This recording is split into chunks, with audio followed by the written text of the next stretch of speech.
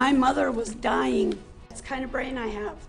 John Cook and I are not married. Okay, that's not a requirement I under know, the law we do that you not be live married. in the same thing.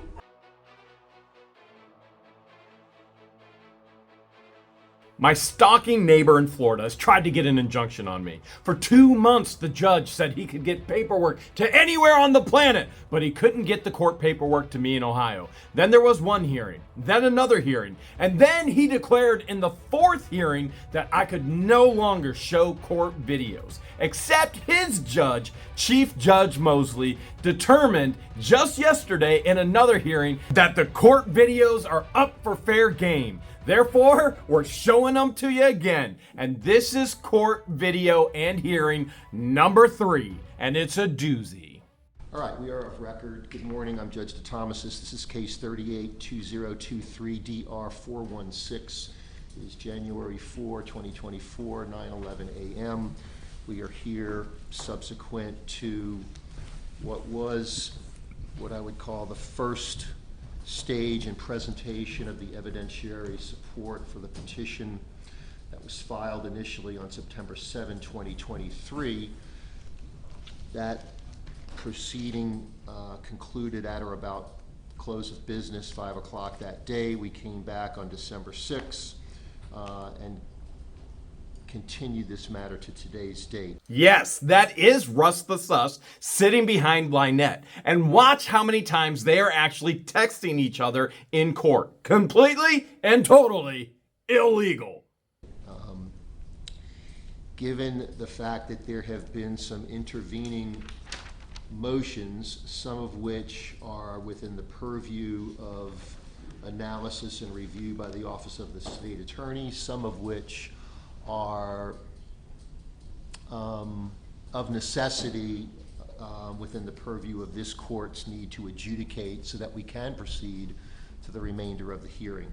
And it would be the court's intention to try to resolve all matters here today. There are no less than 11. I have to use my tongue to count. 11 motions for the judge to actually talk about in this hearing. Most of those are false motions or ridiculous motions by LIEnette, such as, I want Jeremy Hales to pay my legal fees. Yet she has no lawyer. But the biggest motion is we actually filed for the judge to be removed based on unbiasedness, based on the illegalities of what he's doing, acting as counsel for LIEnette.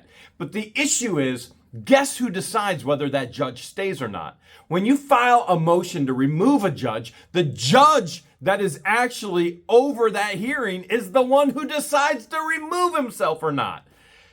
Oh boy, you're gonna hear a lot of craziness. Let me just set the record on some of the relevant procedural matters, since this is a continuation from November 29, which was of record, and 12/6, which was also of record, given the nature of the initial petition.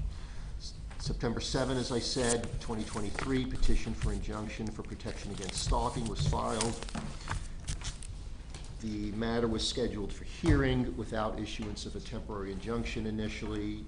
The hearing after service was effectuated, was initially set for and did occur on November 29. Those proceedings concluded at or about 5 p.m., the close of business. At that time, the petitioner was towards the tail end, it seemed from the court's perspective, of direct testimony, but had not yet concluded direct testimony. Am I the only one that thinks it's odd and even slightly humorous that Judge Craig DeThomasis has no idea if LIEnette is anywhere near being done giving lack of evidence, not actual evidence? You've already heard him say a temporary wasn't granted. The temporary injunction was not granted until LIEnette lied and stated that my lawyer actually bribed her with money to make this all go away, which is a pathological, not a psychological, which you will see her say later in these hearings. It's a pathological lie. No evidence has actually been given to the courts yet. And there's no end in sight whenever this woman will actually shut up. Craig DeThomasis has no control over his own courtroom. There were 2 additional witnesses potentially for the respondent that were waiting, potentially the respondent himself, and so the court concluded the proceedings with the initial intent to return on December 6th, and there were several intervening things that occurred between the 29th and December 6th that ultimately led to us being here today. Those included respondent's motion to continue on December 1, which was denied. On December 4, in part, an order directing respondent to present proof of the basis for the continuance that was requested from the November 29 to December 4 date, as the court on November 29 offered to reconvene at 9 a.m. on November 30th, and it was the respondent's counsel claim and advanced argument that continued it at the time to December 4, or December 6.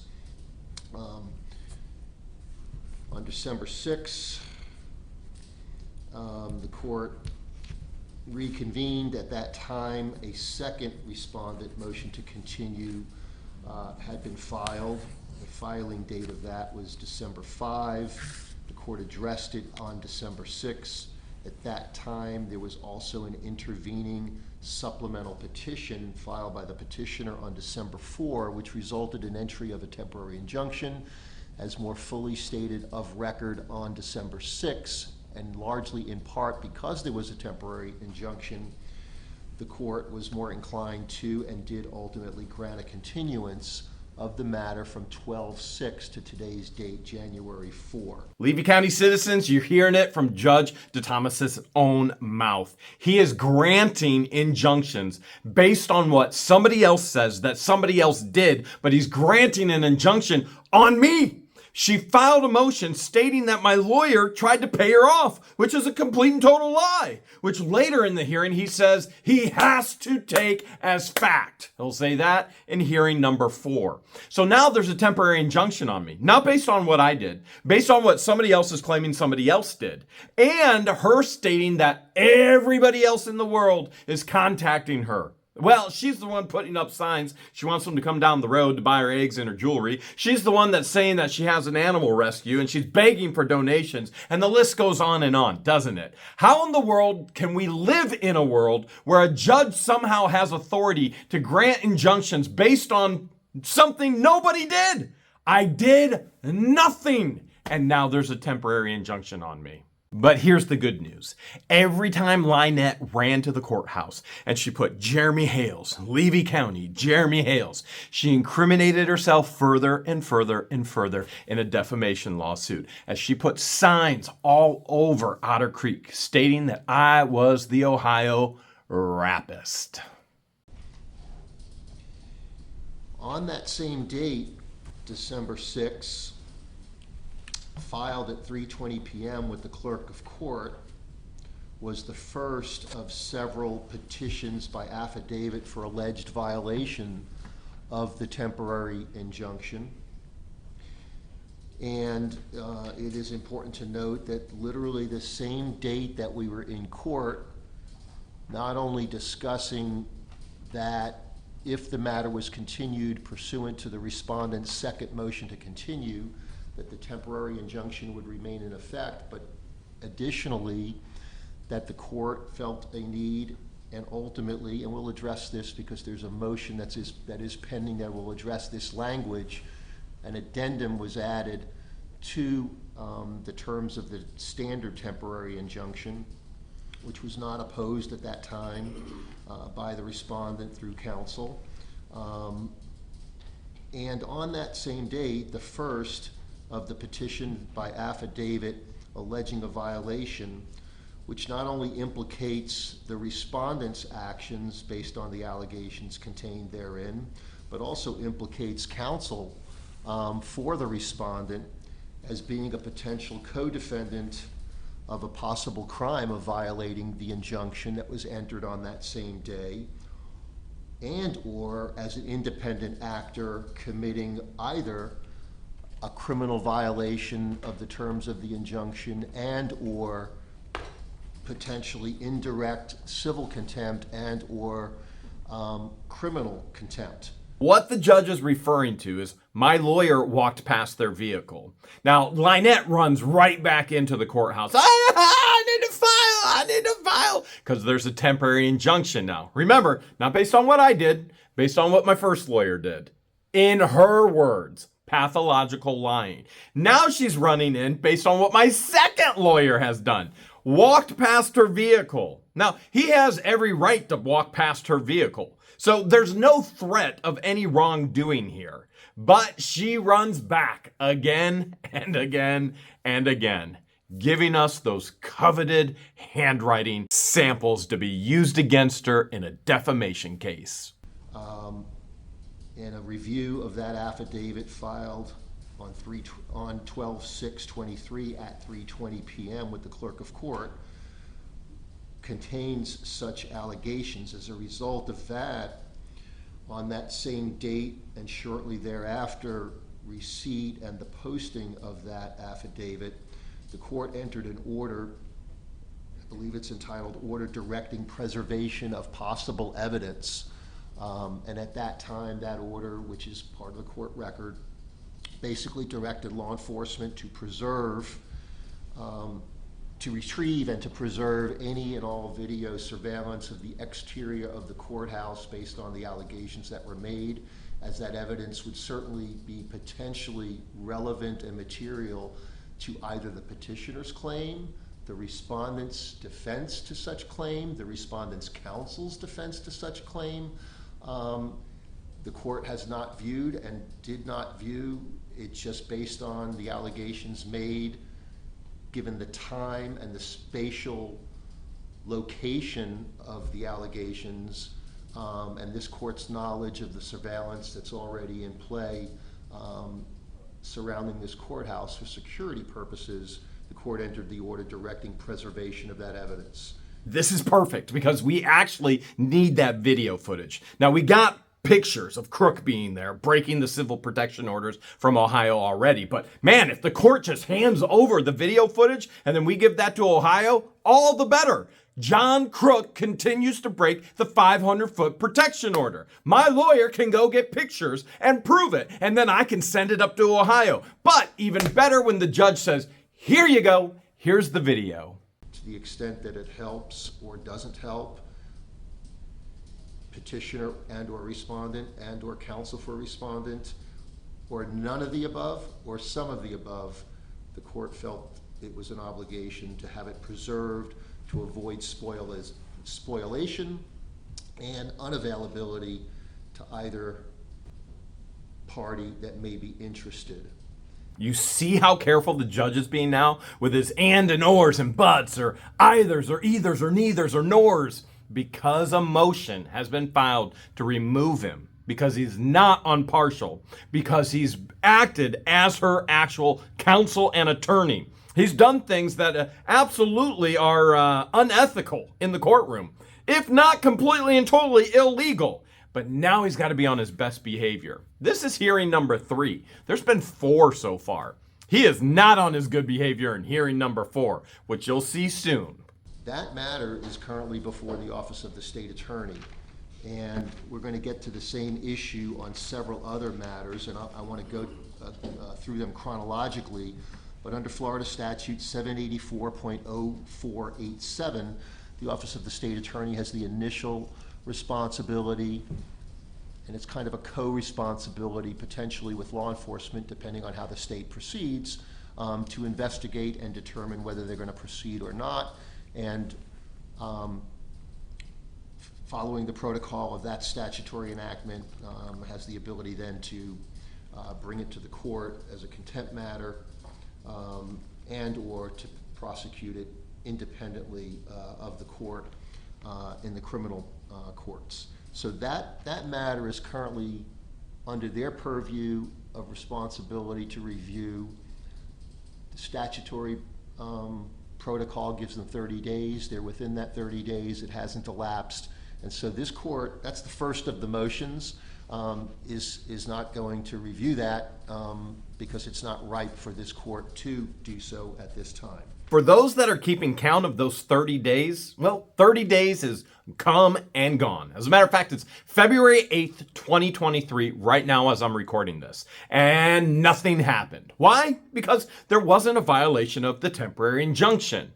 Although there was a violation of the civil protection order from Ohio. Something is happening because the Levy County Sheriff Department is investigating John CROOK for this incident as well. In chronological order, next matter that was filed, and there's going to be several of these filed on the same date, December 18. First would be petitioner's motion to dismiss. That was the word used in the pro se filing. Petitioner's motion to dismiss deposition of John CROOK. I'll hear from you briefly, but the matter that sets forth in the motion is basically to preclude the respondent and his counsel from taking a deposition of somebody who, from this court's knowledge of having received testimonial evidence on November 29 and having reviewed all the pleadings to date, it appears this is a person potentially, probably fairly high potential, of having some measure of relevant and material evidence. And it may not be necessarily admissible evidence, but it doesn't have to be at a deposition discovery stage. It merely needs to be something that could tend to lead to admissible evidence. And certainly the rules of discovery, including but not limited to 1.310, are to be broadly construed in favor of allowing discovery. This court has no intention of precluding anyone's ability to proceed with discovery. And so, Ms. Preston, since it's your motion, I don't know if there's anything you want to add to that. I don't want to deny you that opportunity, but I just want to advise you that as a matter of law, any witness that has relevant or material evidence is subject to being deposed. And if it turns out, and I'm using your language or what's implicit in what they're being harassed, or they're being used, or they're being bothered, or somehow inconvenienced by that deposition, there's going to be a transcript of everything that was asked and what was responded to, and whether it's relevant and or admissible and or material and all those things, it'll be of record. But the court cannot deny opportunity to discover and investigate, to prepare a defense to a respondent. John and I are not married. I'm sorry? John CROOK and I are not married. Okay, that's not a requirement under the I know, law that you be married. in the same thing.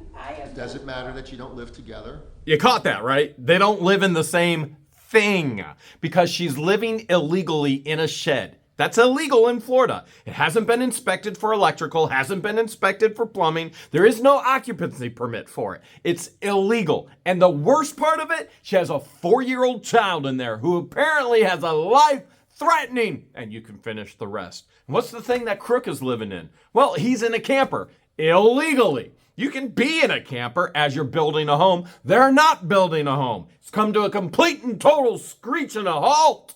Actually, it was never going anywhere anyway. And by the way, in regards to not being married, George and I aren't married. What does her and John being married have to do with anything? But his paperwork asked for all my journals, my phone. Separate issue. We're talking about... That's what they want. And John's not going to come into my house and take all my things. John can answer that. So if they're asking John to produce something that he can't produce, it will be up to John CROOK to say, I can't produce that because it's not within my control, it's not within my custody, it's not within my possession.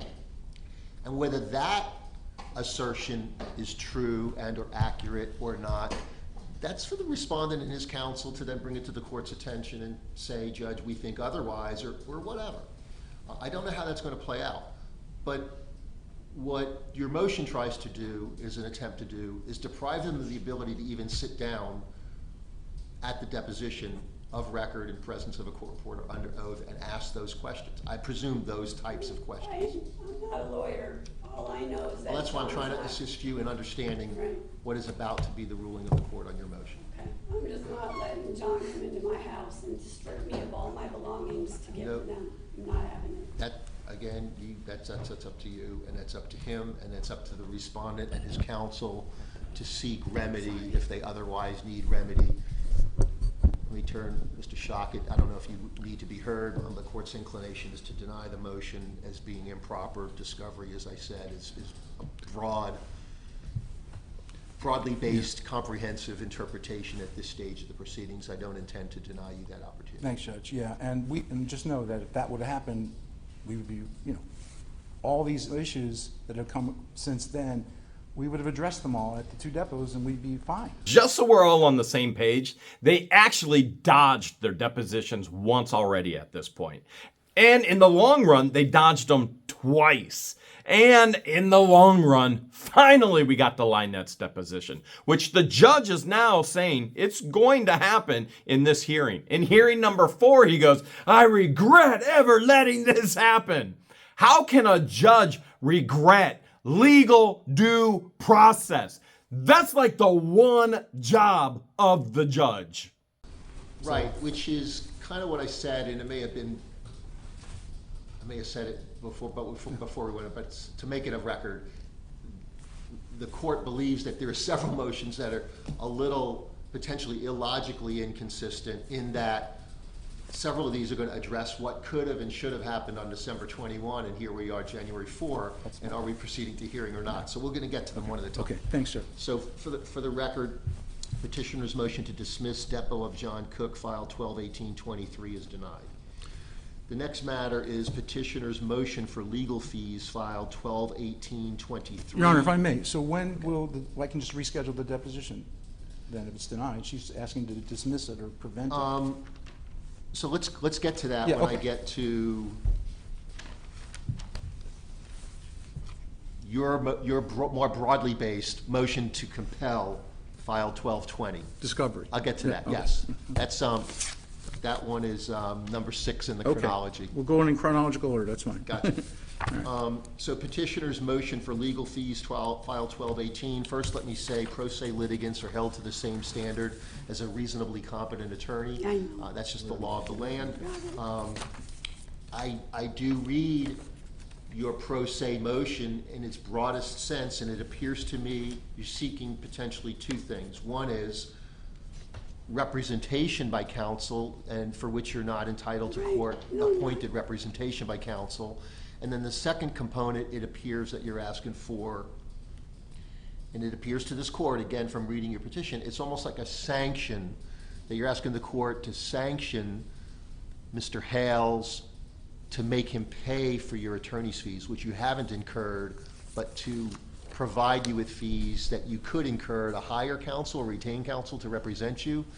And quite frankly, if it's to dismiss that it. end, it's insufficiently pleaded. just and it's- dismiss you it. submit It's no fine. authority, legal authority, for this court to do so. For those keeping count, she stalks me to Otter Creek, Florida. She wants my money, doesn't get it. She wants publicity, finally gets it. And now she wants imaginary money that she's not spending on a lawyer, but she wants me to pay for it. Insanity? Mentally unstable at its best. If there's a sanction, because it implicates, possibly reading it in its broadest sense, that you may be asking to potentially sanction Mr. Hales because of conduct related to the alleged affidavits of violation. And again, that's an issue that hasn't yet been adjudicated by the court. It's something that you can raise at a later date, Okay. where you're saying fees should be imposed as a sanction. But right now, you don't have a right to court-appointed counsel. Right. There's no legal authority for me to order him to provide you legal counsel, to provide you representation during the litigation. And that's fine, Your Honor. That I would be now know similar how to- that works. Okay. Since he's doing it to me from Ohio, I know how it works now.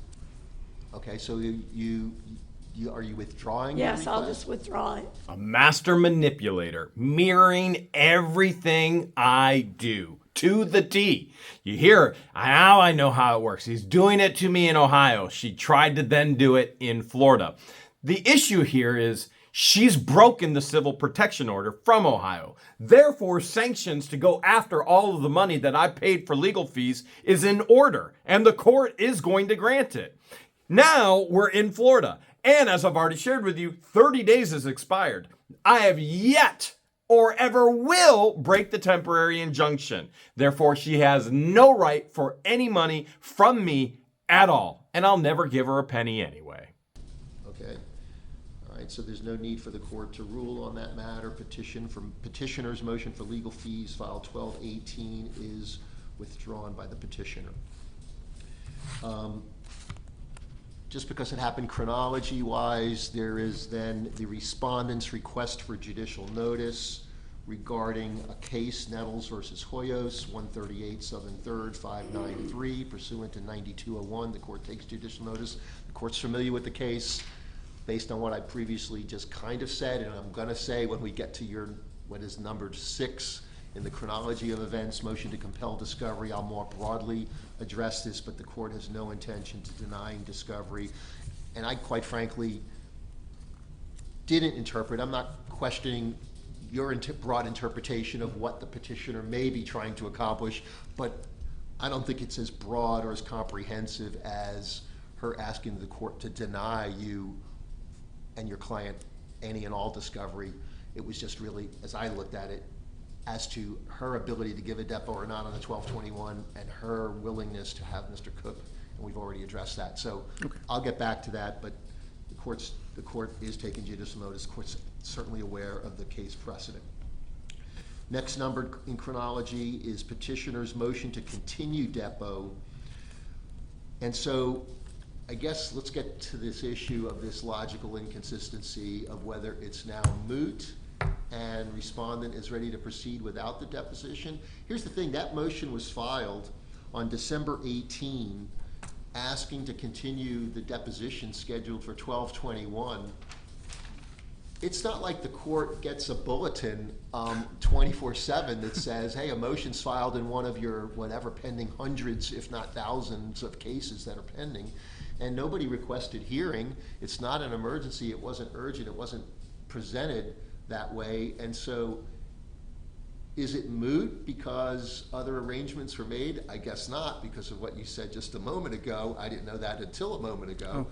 And if there's an intent to pursue full discovery, which would include the deposition now of Mr. Cook, that the court has already ruled on that motion, and the court can certainly and would direct Ms. Preston to likewise provide a deposition within reasonable, and that reasonable has now been re-evaluated as a shorter time frame, but that necessarily would include, because of the time and space continuum we live in, that the evidentiary hearing not proceed today.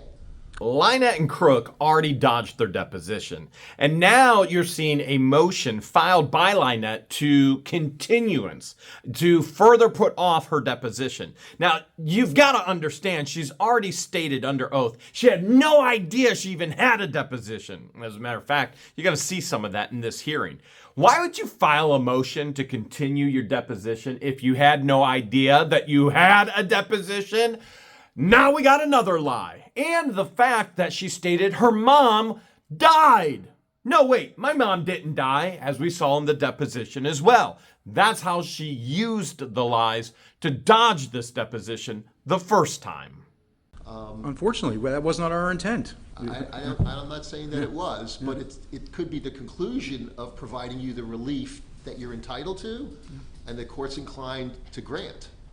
And so, let me go back to the petitioner. Ms. Preston, it's your motion to continue that no hearing was ever requested for, and so it appears unilaterally, maybe for good reason, but without court approval, you didn't appear for or attend your deposition.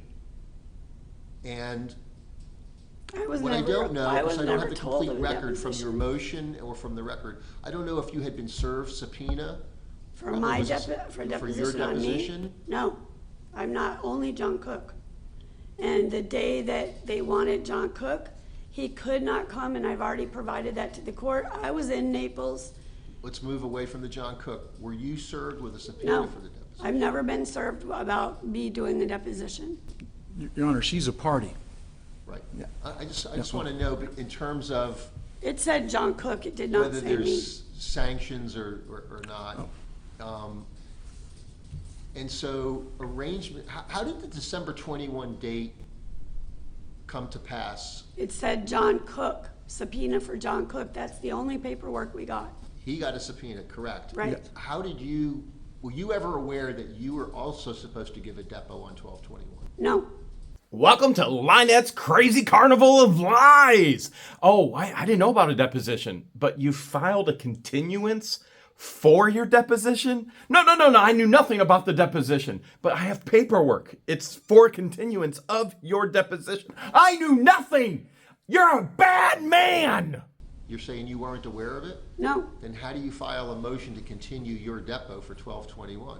I didn't. John's for John, because if John is being deposed, then I have the right to be there to question him, right? Correct. My mother was dying in Naples, and I was in Naples, Florida, with my mother in the nursing home, All right. Crash Hang on. on- Let's back up a second here. and I sent that to Filed the with the court. clerk of court on December 18 at 1:13 p.m. And I'm looking at it, petitioner's motion to continue deposition asked for by Mr. Hale's counsel. And Because it I says could- we, I don't know who we is, because it's really just about you. I presume it's Mr. Cook, but it's really just about you. Can't make it that day due to doctor's appointments. And then it says, I, which is accurate and more articulate, appropriate, I can't make it December 21 because I have a doctor's appointment I can't change. So if it can't be dismissed, it needs to be rescheduled. And so I guess when I read that, that tells me you knew you were supposed to, maybe by agreement, maybe by notice, maybe by subpoena. You're saying not by subpoena, that's fine, you're a party, I hear that. So by somehow to notice, that on John December Cook. 21, you were gonna give a depo. Yeah, you heard correctly. She filed a continuance days before stating she had a doctor's appointment. And my lawyer said, okay, great. Then we can do it before, we can do it after. Let's just schedule the next day. What works with your schedule? And then this whole lie about her mom who died. Oh, wait, her mom didn't die. No, John, it only said John Cook. The only paper we got was for John Cook to give a deposition. I've never seen anything about me giving one. So But- what you're saying is on December 21, We your left motion, for- wait, hang on, this motion then, because I'm trying to interpret broadly, but Right. I've got to, if a lawyer filed this, I'd be reading it the same way, which is you're seeking to get out of your deposition. No, I didn't know I had to take one. John Cook had to take a deposition. So what this motion is basically saying, we need to be absolved of responsibility to appear, me as the party who gets to also question Mr. Cook. Yes, yes. Mr. Cook for other reasons, which I Yes. denied. Yes. So- And he okay. called me I- while I was on the road. He said, well, you can't come. And I said, no, I can't come. I had a doctor's appointment, but now, I'm sorry, but I am on the road right now to Naples, Florida. My mother was put on life support. Okay. And I had to rush there to say goodbye to my mom. And I sent, I posted something with the clerk of court telling you where I was. Okay. And my sister provided a note saying where I was. If you ever find yourself busted and in front of a judge in court, make sure you always bring a note from your sister. That'll do. Interpreted that as those are all the reasons why you couldn't give your depo, which is different than you couldn't be there for Mr. Cook's depo, for which you had a right to be there and to question. Right. That being said, hang on, Mr. Shockett, what would indicate, if anything, that Ms. Preston was also to give a deposition herself that day? Well, thanks, Judge. First of all, two things. There's two separate motions.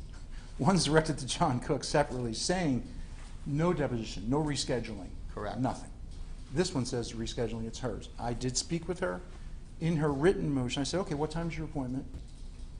Maybe we can do it afterwards? Maybe You we did can do it not next say day?" that. She You said, did not Preston, give say him a that. chance to speak. We can't interrupt each other. Sorry. In part, number one, because we have to control the court proceedings sorry. professionally here and give people due deference.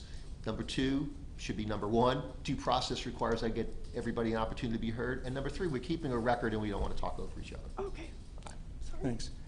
She's So now Judge DeThomasis wants to have control of his court. Why? Because of the motion filed on my side that his court is out of control. And it listed everything he was doing, acting as counsel, not controlling the petitioner. And the list goes on and on. Now he knows he's under the microscope. And Lord knows he doesn't want it to go up to his boss. But now his boss is watching. And his boss's boss is watching.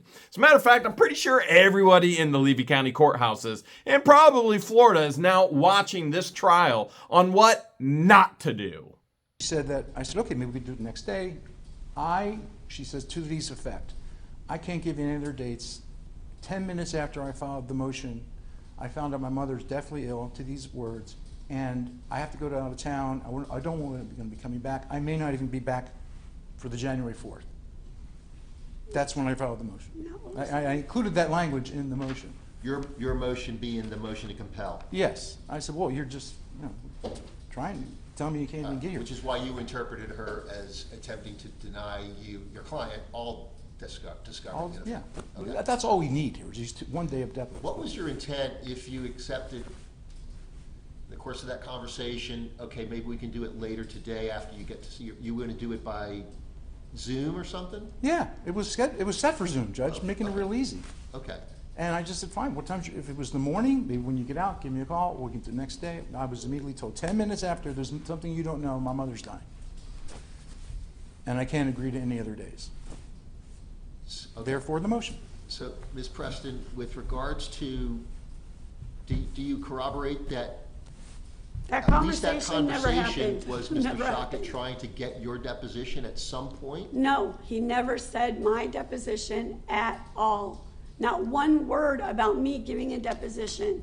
The phone call was this. Just so that we're clear, let's say, and I'm not making this finding here, but let's say you were not led to believe on December 21, prior to December 21, that you were going to give your depo. Oh. And that it was only limited to your belief that on the 21, Mr. Cook was intended to be given a depo and you were going to attend as a party.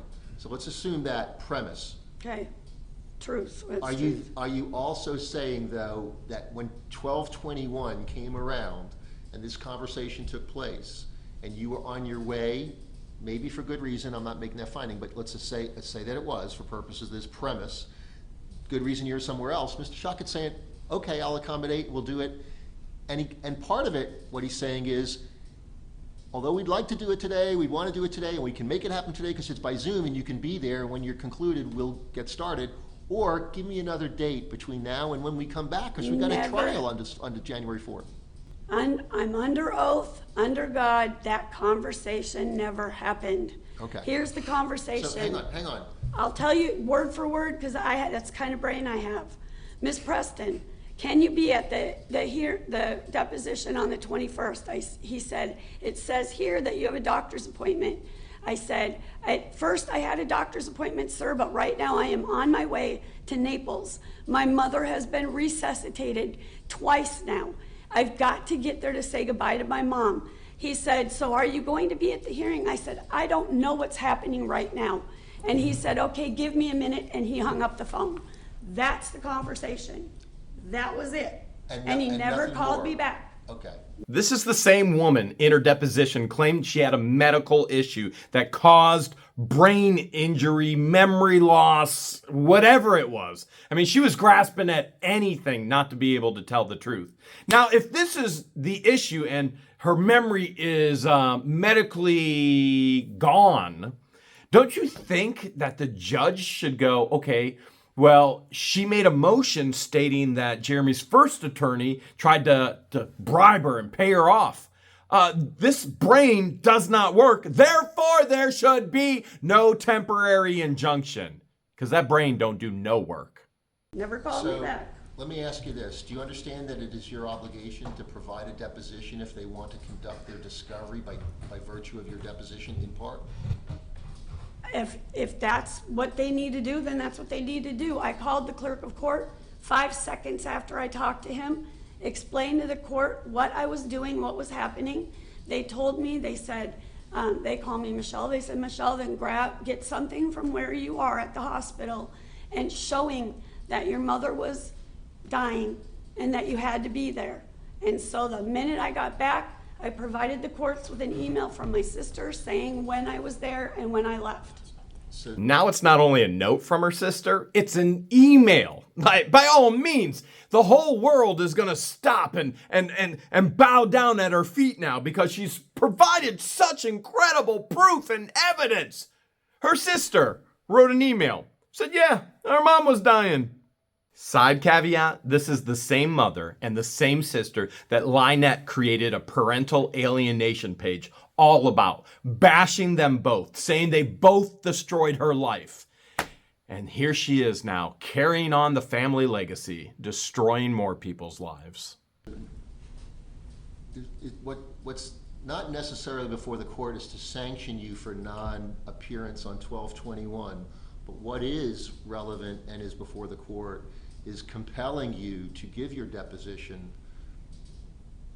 And I got to just say, Can they serve me with one? having practiced, including on the bench and as a lawyer, 40 years in and out of courts, almost on a daily basis for 40 years, I'd be hard pressed to conclude, although strategically sometimes this happens, but be hard pressed to conclude that the respondent in a case of this magnitude, of this nature, based on the totality of these circumstances, would not, as part of their discovery, also maybe want to take a deposition of the petitioner who brought the cause of action. Can it you would please make no logical sense ask them that would not come up in conversation. They have a process server do it every time.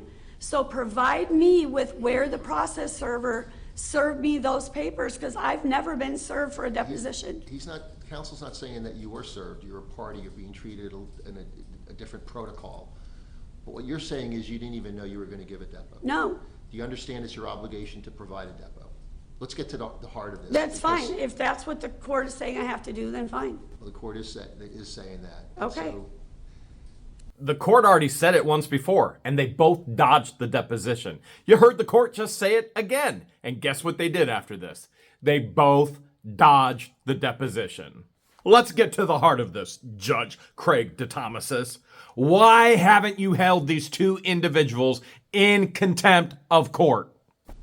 But I was Shaka, not I served. intend to address the rest of these matters, but is it your client's intent, or you're on his behalf, to pursue what I'm calling the strategic decision, which seems obvious, to take the deposition of the petitioner? Absolutely, Judge. Okay. All right, we're gonna come back to that. So the petitioner's motion to continue the depo, to the extent that it related to continue it because you, the petitioner, couldn't be there for Mr. Cook's deposition, Right.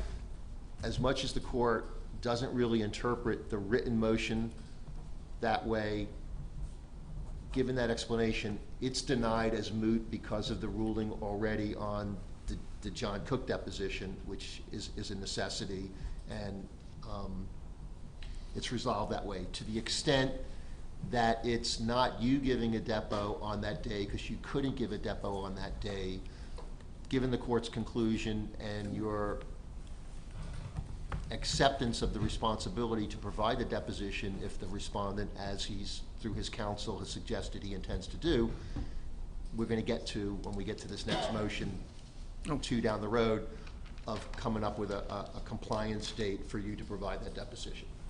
All right, so it's going to require the deposition, and it's going to require it within a pretty short time frame, but it is unnecessarily, because it could have been avoided, likely to cause a delay in these proceedings today. And I understand, and we're going to get to it too, but I want to take things in order here, that if there's a delay and there's an extension of the temporary terms of the injunction, that the language of the terms of the temporary injunction are all under subject to a separate motion to reconsider or modify the language. I'm going to get to that. Okay. So The motion to change the language in the temporary injunction is about freedom of speech. He took my freedom of speech and yours. He literally took the world's freedom of speech. You want to know what else is funny? This is all over YouTube and people watching and contacting and making messages. The 8th Judicial Circuit of Courts has a YouTube channel. The chief judge is singing a song on the YouTube channel. Now, how many people are going to go get an injunction against the entire Eighth Circuit? I'm just curious. But can we just put a pin on that just for a second? Because it is important. You just said something, Judge. The temporary injunction was continued to today, and that was the rush to take deposition testimony, was because we wanted the hearing today. The delay was caused by the petitioner. It effectively prevented any deposition discovery. So the petitioner has created her own delay. I'm going to ask that the injunction, aside from being modified, the temporary injunction, because of this delay, be lifted until we come back. And I'm okay with a real tight schedule here. But I think that this temporary injunction, we wanted the hearing, Judge. We wanted to be heard. We wanted the final hearing. But we also needed her testimony, especially with all these new testimony. The we may be you and Mr. Hales. I'm not questioning that. Sorry. But the we on November 29, according to Mr. Hales' prior counsel, was anything but. Judge, what was represented at that time is Yeah. we could resolve this, Judge, in a couple of minutes, and it was this court that I think literally used the words, and the transcript would reflect this, it would be an abomination of due process for this court to railroad this case through in the next 15 minutes, and I couldn't see in all my years of litigation that anyone could possibly cross-examine 2 hours of direct testimony and present 2 additional witnesses, give closing argument, In 5 minutes. and conclude in 5 minutes. Yeah. It was not going to happen. That So- wasn't me. That wasn't me. Understood. And also, all these other, filings have occurred. So, we wanted to depose her on all these things to get it all teed up for today. So this is the delay caused, and now we have prejudice on this side because of that. So it asked that the injunction be lifted, So even that's for a gotta be temporary basis. balanced. We're going to get to that. Okay, But I that's just going to wanted be to- balanced against the potential risk, if you will, associated with there not being that protection in place that initially on September 7 was denied. There was no temporary. It was a hearing only. There was a subsequent, and I'll get to the date the court record will reflect, a second, if you will, or a first supplement that denied the relief of a temporary injunction and nonetheless remained for hearing.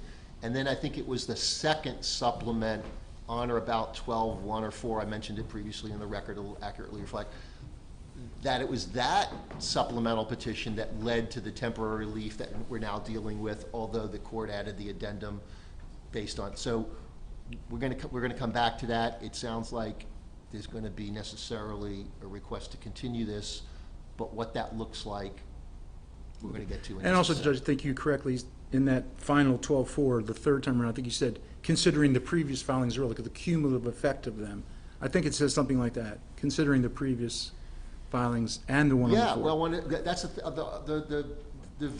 this court's view of a supplement. It's a supplement to Supplement. the prior as opposed to a new cause of action. Right. And so, yeah. So the next matter chronologically that was filed on December 18, also a petitioner motion, was petitioner's motion for clarification. That's what it's styled as. The court's view of that, in a light most favorable to the pleader, is that what you're seeking is an advisory opinion. Effectively what you're saying, if, which is a hypothetical premise, if I run for office, would I lose the protection I might otherwise have from the injunction? You heard it right. LIEnette filed a motion asking the judge if she could run for town hall in Otter Creek. Now, previously, she stated she's paralyzed to her property, and now she wants legal advice from the judge, which in the other hearings he was very happy to give. And now, all of a sudden, she wants to know, Judge, can I run for town council? Wait until you hear his response in the next episode.